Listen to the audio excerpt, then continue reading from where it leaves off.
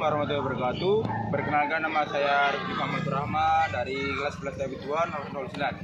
Pada video kali ini saya akan menjelaskan komponen-komponen dari transmisi dan saya akan merakitnya beserta memeriksa kerusakan dari komponen-komponen transmisi tersebut. Sebelum memulai praktek pada hari ini, saya akan menggunakan helm safety untuk melindungi kepala. Setelah itu ada baju airbag. Lalu yang di bawah adalah sepatu safety. Itu perlengkapan yang APD yang saya gunakan. Lanjut ke video prakteknya. Manual dari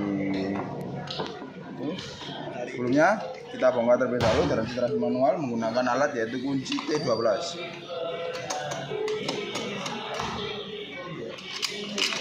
Ambil bautnya.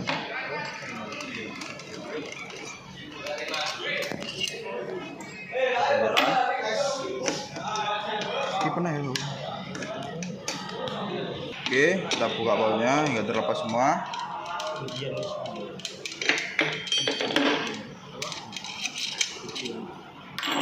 Bautnya kita bidikan. Baru kita buka dari housingnya supaya kita bisa membongkar dari dalam transmisi manual. Nah, seperti ini isi dari transmisi manual. Kita ambil input shaft dan output shaft. Ini adalah gigi counter, yaitu pertama gigi counter 4, 3, 2, dan 1. Dan ini adalah gigi counter gear mundur. Ini bisa kita tarik. Nah, ini kita bongkar dari input shaft dan output shaft. Untuk di input shaft ini terpisah dengan output shaft. Bagian input shaft ini terdiri dari input shaft tersendiri, lalu ada bearing, lalu ada gigi percepatan pap dan gigi penghubung. Ini lalu kita bongkar lagi. Di sini ada namanya synchromess unit 1, kan terbagi menjadi 2. Ini synchromess unit 1. Di bagian synchromess ini terjadi dari beberapa bagian. Yang pertama adalah kelas hubs seperti ini. Bagian tengah ini penghubung antara input shaft dan output shaft. Lalu ada namanya kelas hub sleeve. Nah, bagian ini hub sleeve bagian luar. Lalu ada case spring seperti ini bentuknya, seperti kawat bagian dalam. 2 bagian terbalik, balak-balik ini karena kan tidak ada, jadi satu sisi aja seperti ini. Case spring. Lalu ada shifting key ini bagian sini, 3 sisi yang bagian lubang-lubang ini berfungsi sebagai pengunci antara case spring dan hub sleeve. Lalu ada juga ini namanya ring synchromess. Ini ada 2 juga, jadi terbagi menjadi 2 sisi seperti ini. Ini karena kan ada 1 sama 1. Sudah, ini kan sudah habis. Kita bongkar bagian. Oh ini, maaf. Ini ada gigi percepatan 3 dan gigi penghubung. Kita bongkar bagian atas. Ini gigi mundur. Lalu di bawahnya ada bearing, gigi percepatan 1 dan gigi penghubung. Lalu ada synchromess unit 2. Untuk synchromess unit 2 komponen sama dengan synchromess unit 1. Lalu di bagian terakhir adalah gigi penghubung gigi percepatan 2 dan gigi penghubung. Seperti ini jika sudah dibongkar.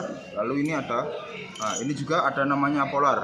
Polar berfungsi sebagai penghubung antara output shaft dan bagian komponen yaitu gigi percepatan. Jadi seperti ini untuk kerapatan antara gigi. Nah, ini kita masukkan.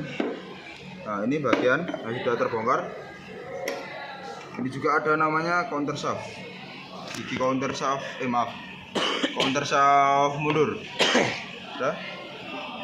Mari kita rangkai. Nah, ini kan sudah terangkai bagian input shaft. Mari kita rangkai yang bagian luar. Pertama-tama masukkan gigi percepatan 2. Nah, untuk membedakan gigi percepatan ini kan ada 4 gigi di bagian komponen yang transmisi ini. Untuk membedakannya terbagi jadi ukurannya. Yang gigi 4 itu semakin kecil, gigi 3 sedang, gigi besar dan besar untuk gigi 1. Jadi urut seperti ini. Kita urutkan lagi. Pertama kita masukkan gigi percepatan 2. Nah, sebelumnya jangan lupa masukkan polar supaya tidak oblak. Oke, sudah. Lalu masukkan namanya synchromess unit. Ini yang besar ya synchromess unitnya. Oke, jangan lupa masukkan namanya synchromess kunci ring synchromess, maaf. Nah, sudah. Ini sudah terpasang. Lalu masukkan gigi percepatan 1. Jangan terbalik. Nah, sudah. Dikarenakan tidak ada polarnya jadi tidak dipasang. Lalu masukkan bearing. Dan yang terakhir ini adalah gigi mundur. Jika sudah, kita balik. Kita rangkai, yaitu masukkan gigi percepatan 3. Nah, seperti ini. Lalu masukkan synchromess unit 1. Dan jangan lupakan kunci synchromess, ring synchromess, maaf. Sudah, nah seperti ini juga sudah rangkai. Baru kita gabungan antara output shaft dan input shaft. Nah, seperti ini, jika sudah terpasang.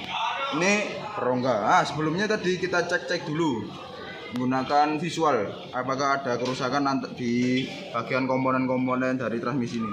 Secara visual ini tidak ada kerusakan, tidak ada baret di antara gerigi-gerigi ini. Nah, seperti ini. Tapi pada transmisi manual ini banyaknya hilang dari komponen-komponen tersebut, kayak spring tadi. Untuk komponen yang lain seperti gigi masih berfungsi normal, juga bearing masih berfungsi normal. Secara visual. Nanti kita cek untuk di bagian output shaftnya, nanti menggunakan dial gauge. Ngecekannya nanti ya, video selanjutnya. Nanti jika sudah ini terpasang, kita masukkan.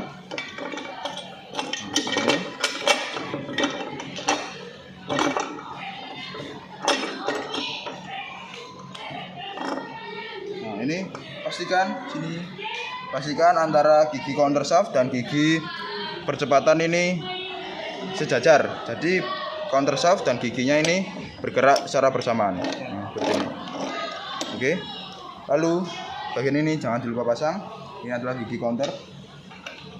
Nah, di bagian transmisi manual ini juga tidak adanya gigi idler. Nah, idler terpasang di bagian sini. Nanti ini idler berfungsi sebagai gigi mundur. Nanti akan didorong oleh persneling, nanti maju, jadi giginya mundur. Nanti berlawanan arah. Untuk cara kerjanya dari setiap gigi yaitu setiap gigi 1 mundur seperti ini. Ini masuk gigi 1. Nah, itu jika gigi 2 nanti persneling masuk. Nah, ini masuk gigi 2. Lalu untuk gigi 3 dan 4 hampir sama juga dengan gigi 1 dan gigi 2. Cara kerjanya synchromess ini maju mundur. Oke. Kita pasang kembali.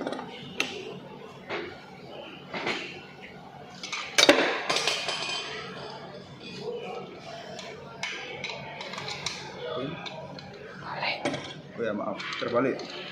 Nah, untuk bagian housingnya ini, bagian sini adanya yaitu kampas kopling. Oke. Ini persneling, ini untuk giginya. Kita pasang baut-bautnya.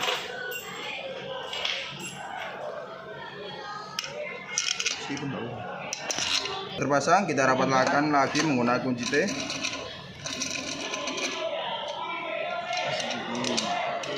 Oh ya, maaf, ini masih merah.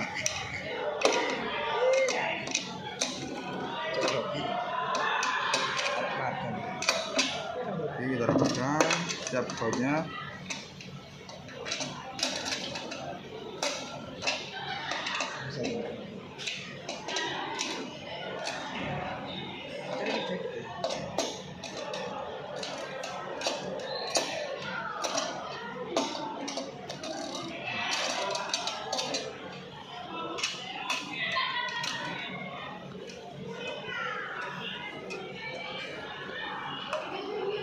Oke, jika sudah terpasang seperti ini, itu saja penjelasan dari saya komponen-komponen dari transmisi manual dan cara kerja setiap gigi. Untuk video pengecekan dari output shaft, untuk video selanjutnya mengikuti saya menggunakan dial gauge. Oke. Dengan komponen yang akan dihitung dari keolengannya yaitu output shaft. Sini saya menggunakan alat yaitu dial gauge. Nah, untuk dial gauge-nya mohon jangan digetarkan, Mas. Ini sudah saya kalibrasi, yaitu jarum kecilnya di antara 1 dan 2. Seperti ini di antara 2. Lalu yang jarum besar di angka 0. Nah, ini karena digeser teman saya ya. Nah, sudah. Ini yang angka 0. Mari kita hitung.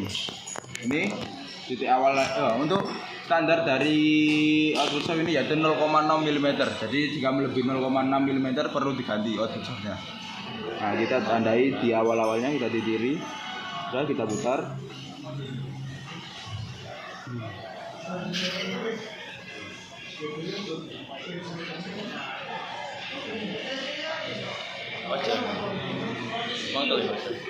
Jadi sudah 360 derajat. Nah, titik terjauhnya yaitu adalah 0,45 mm. Jadi kesimpulannya dari penghitungan kali ini yaitu output shaft ini perlu diganti karena melebihi dari standar maksimalnya yaitu 0,6. Oke, itulah saja video dari saya tadi, penyebutan dari komponen transmisi, fungsi dari transmisi komponen tersebut dan cara kerjanya, dan pengecekan dari output shaft. Terima kasih telah menonton video saya. Wassalamualaikum warahmatullahi wabarakatuh.